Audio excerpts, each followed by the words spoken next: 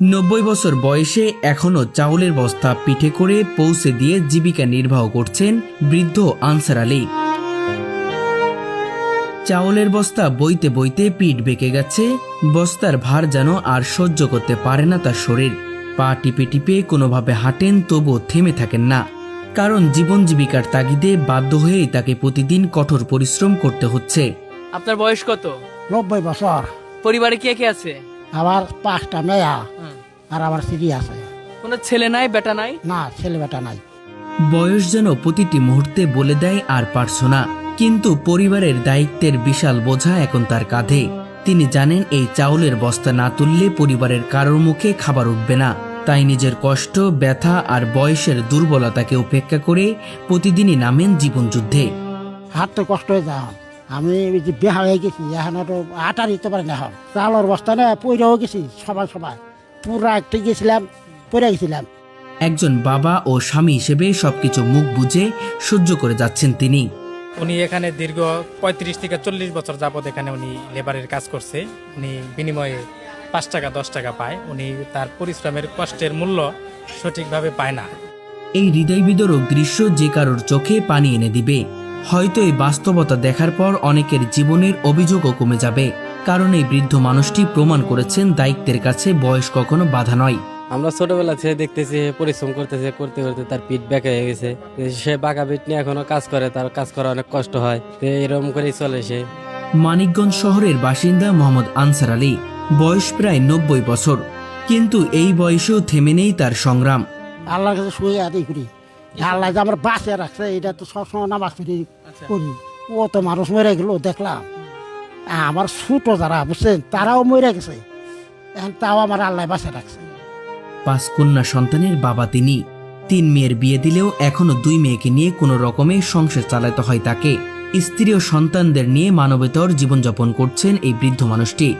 দীর্ঘ প্রায় 30 থেকে 35 বছর ধরে তিনি একইভাবে পিঠে চাউলের বস্তা টেনে জীবিকা নির্বাহ করছেন।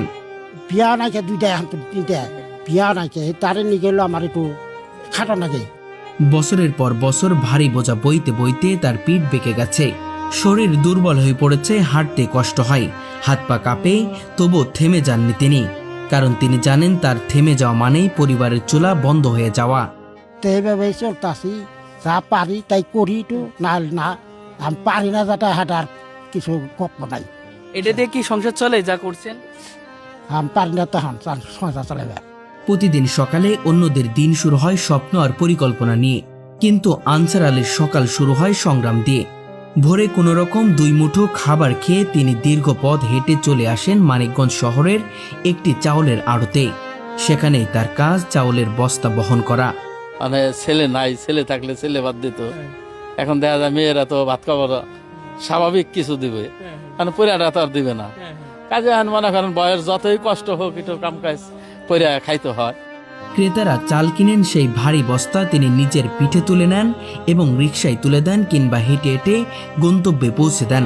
25 কেজি ওজনের চাউলের বস্তা তার বাঁকা পিঠে তোলা যেন আসমান সমান বোঝার মতো। তবুও দাঁতে দাঁত চেপে কাজ করে যান তিনি। বিনিময়ে কখনো 20 টাকা, কখনো 30 টাকা পান।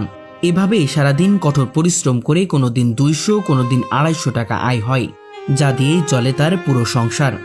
একটা বস্তা নিয়ে গেলে পরে, দূরতে গেলে পরে হয়তো 20-30 টাকা দেয়, তো আর কি, তাছাড়া বেশি না। বেশি দূরেও তো আমি যেতে পারি নাই। চাউলের বস্তা নিয়ে গেছি বাসায়, কত রিক্সায়, কত মানে ইয়েতে দিয়ে দিছি, চাম্পা উঠিয়ে দিছি।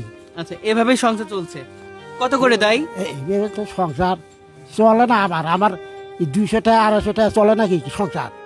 অনেক সময় বোঝা বইতে বইতে তিনি হাঁপিয়ে ওঠেন, দম বন্ধ হয়ে আসে, শরীর কাঁপতে থাকে, কখনো কখনো পিঠে বোঝা নিয়ে রাস্তায় পড়ে যান। কিন্তু আশ্চর্যের বিষয়, পড়ে যাওয়ার পরেও তিনি আবার উঠে দাঁড়ান, কারণ তার কাছে হার মানা বলে কিছুই নেই। হ্যাঁ, চাউল অবস্থা নিয়ে গেছি, তাতে হলো যে পুরা যায়। ওই অর্ধেক পথ গেছিলাম, রিক্সা দা খেয়ে ফালাই দিয়েছিলাম, আমি সহ পরে গেছিলাম এই বস্তা নিয়ে। প্রচণ্ড গরমে ঘামে ভিজে যায় শরীর, অনেক সময় ক্লান্ত হয়ে রাস্তার পাশে বসে পড়েন কিছুক্ষণ, তারপর আবারও সেই বোঝা কাঁধে তুলে নেন। ছেঁড়া ফাটা লুঙ্গি, পুরনো একটি জামা আর কোমরে বাঁধা গামছা, এই তার একমাত্র সম্বল। ওনার সম্পর্কে উনি সর্বক্ষণ যে গাড়ি করে বস্তা পৌঁছাটা আমি বাসায় বাসায় নিয়ে পৌঁছাইয়ে দেয়। ওই 10-20 টাকা তার দেয়, তাই দেখে চলে। ওর 3টা মেয়ে আছে, 5টা মেয়ে আছে, মেয়েরা কয়দিন দিব? মেয়েরা যা পারে তাই দেয়, না পারলে ওই নিজে যা কামাই করে এই দিয়ে চলে আর কি সংসার। খুব কষ্ট করে না? খুব কষ্ট করে সংসারটা চালায় আর কি। হ্যাঁ, তার বেটার সন্তান নাই, যার জন্য হে 2 দিন কামাই করে চালাইবো, বা আর তো এই শক্তিটা নেই। বোঝা টানতে টানতে এই যে পিঠ মুঠ বেঁকা হয়ে গেছে, এখন কি করবো? এখন ওই অবস্থায় এই টানে আর কি করার আছে, আর কিছু করার নাই তো তার। বুকের ভেতরের কষ্টগুলো হয়তো তিনি কাউকে বলেন না, সবকিছু নিজের মধ্যে চেপে রেখে প্রতিটি মুহূর্তে সংগ্রাম করে চলেছেন। কষ্ট তো কষ্ট এখানে কষ্ট করলে তো এখানে কিছু করা নাই। আল্লাহ এখানে যে বলে আমার চালাইবে সেই বলে তো চলে আরো আল্লাহ আছে তো এখানে যাই কম খাই যাই খাই বাঁচে রাখছে। সবচেয়ে অবাক করার বিষয় হলো এই বয়সেও অধিকাংশ সময় তিনি একাই চাউলের বস্তা তুলে নেন। যেখানে অনেক তরুণরাও কষ্ট পায়, সেখানে তিনি বয়সকে হার মানিয়ে কাজ করে যাচ্ছেন। 30-35 বছর ধরে কাজ করতে আছি বাজারে। হ্যাঁ, পিঠ দেখছি আপনার বেঁকে গেছে। হয়তো পাইতে পাইতে মানে লাস্টে এখানে আর বোঝা নিয়ে হারিয়ে নেই, তখন হলো কান্দা করে নেওয়া যাচ্ছে হয়ে গেছে। যখন অন্যরা বৃদ্ধ বয়সে বিশ্রামে থাকেন, পরিবার নাতি নাতনিদের সঙ্গে সময় কাটান, তখন এই মানুষটি জীবিকার তাগিদে রাস্তায় রাস্তায় ঘুরে বেড়ান। তার জীবনে বিশ্রাম নেই, আছে শুধু সংগ্রাম। এটা তো কষ্টই লাগে। নাতে রতে দেখা বললে ভালো, ছেলে নাই কিছু নেই, এখানে কি করবো? ছেলে থাকতে এখানে ভালো হইতো, এখানে আল্লাহ যা করবো তাইছি। আমি তো ছেলে থাকলে তো ভালো হইতো, তা তো বুঝলাম। এখন তো দেয়া নাই আল্লাহ, তার কি করবো? বাজারের মানুষজনও তাকে খুব ভালোবাসেন, কেউ তার সঙ্গে কথা বলেন, কেউ হাসি ঠাট্টা করেন। তিনিও হাসি মুখে সবার সঙ্গে মিশে যান। তার সরল হাসি যেন মানুষের হৃদয় ছুঁয়ে যায়। হ্যাঁ, খারাপ লাগে, খারাপ লাগলেও তো কিছু করার নাই। তারা যদি কাজটা না দেয় তাহলে অন্য লেবারে কাজটা নিয়ে যাবে, তখন তো সে টাকাটা পাবে না। তো আমরা ধৈর্য টিপগুলা তারা আমরা দেই। এই কাজটা করা ওনার অনেক পরিশ্রম হয়। ওনার এই বয়সে ওনার এই কাজগুলা চলে না, কিন্তু গরিব মানুষ কি করব, টাকার জন্য করতে হয়। দুপুরে বাড়ি থেকে আনা ভাত ডাল আর সামান্য তরকারি দিয়েই তার খাবার চলে। কাজের ফাঁকে 1 কাপ চা আর একটি বিস্কুট যেন তাকে আবার নতুন করে শক্তি দেয়। তারপর আবার শুরু হয় তার বোঝা টানার যুদ্ধ। তিনি চাইলে হয়তো ভিক্ষা করতে পারতেন, কিন্তু তিনি তা করেননি। আত্মসম্মান বোধে অটল এই মানুষটি বলেছেন, মরে যাব তবু ভিক্ষা করব না। এই একটি বাক্যই তার চরিত্র, তার শক্তি আর তার সংগ্রামের প্রতিচ্ছবি। ভিক্ষা চাবো না, আমি না খাই মরে যাচ্ছি, ভিক্ষা চাবো না কোন কাছে। আল্লাহ আছে এইটাই করেছে যে আমার ভিক্ষা করে জানি খাওয়া না। যতদিন পয়সা থাকুন ততদিন পরিশ্রমী করুন। আনসার আলীর এই জীবন সংগ্রাম শুধু একজন মানুষের গল্প নয়, এটি আমাদের সমাজের বাস্তবতার এক নির্মম চিত্র। এই গল্প শেখায় দায়িত্ব, আত্মসম্মান আর বেঁচে থাকার লড়াই কাকে বলে। তার এই জীবন আমাদের সবার জন্য একটি বড় অনুপ্রেরণা। আপনার মনে করেন আগে বোঝা টানতো মাথায়, এখন মনে করেন মাথায় টানতে টানতে আস্তে আস্তে বয়স হয়ে গেছে, গাড্ডা ব্যথা হয়ে গেছে, পিঠ ব্যথা হয়ে গেছে। এখন পিঠে করে আপনার টানে এই চাউল অবস্থাটাই না মনে করেন কিছু ইনকাম করে সংসার কোনো রকম চালায়। সমাজের সামর্থ্যবান মানুষের উচিত এমন মানুষের পাশে দাঁড়ানো, যাতে জীবনের শেষ সময়টুকু অন্তত একটু শান্তিতে কাটাতে পারেন এই সংগ্রামে বৃদ্ধ মানুষটি। দর্শক, আজকে এমন একজন মানুষের গল্প আপনাদের কাছে বলতে চলেছি, যার বয়স প্রায় 90 বছর। পিঠ বেঁকে গেছে, এই বয়সেও তার পিঠে কাঁধে চাউলের বস্তা নিয়ে কখনো রিকশায় তুলে দিচ্ছে, কখনো বাড়িতে বাড়িতে যে পৌঁছে দিচ্ছে। একজন বাবা, যার কথা ছিল এখন পরিবার পরিজনের সাথে খুব আনন্দে উল্লাসে থাকা, সেই বয়সে এসেই জীবন জীবিকার তাগিদে সন্তানদের মুখে খাবার তুলে দেওয়ার জন্য করতে হচ্ছে কঠোর পরিশ্রম। দর্শক, আজকে সেই ত্যাগী বাবার গল্পই আপনাদের কাছে তুলে ধরার চেষ্টা করব। কত বছর ধরে এই বোঝা টানছেন? 30-35 বছর করছি কাজ, এখনো পারি না আর কি। মানে মোটামুটি হয়তো একটু বাজার টাজার করলে পরে হয়তো 2-4-5 ফের এগুলো হলো নিয়ে দিয়ে যদি বাজার আহি কোনো দিনকে না, এটা শুকাইয়া দিয়ে করি আল্লাহর কাছে। আমার এখান থেকে বাঁচে নিচ্ছে। আমার ছোটো যারা তারা ময়রা আবার ভর্তাই গেছে, আর আমার তো আল্লাহ এখান থেকে নাকছেই। আসলে আমার কর্মে কষ্ট আছে, সারাদিন পরিশ্রম করলে আবার 300 টাকা 250 টাকা এটা দেখে আদৌ সংসার চলে না। এবার তো সংসার চলবো না, আমার হলো 5টা, আমার চলে না।